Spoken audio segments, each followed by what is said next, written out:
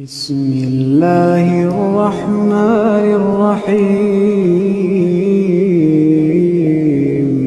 سبح اسم ربك الأعلى الذي خلق فسوى والذي قدر فهدى والذي أخرج المرعى فجعله غثاء نحوا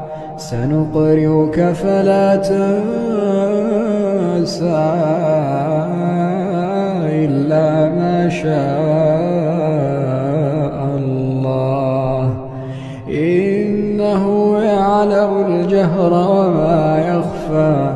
ونيسرك لليسرى فذكر إن نفعت الذكرى سيذكر من يخشى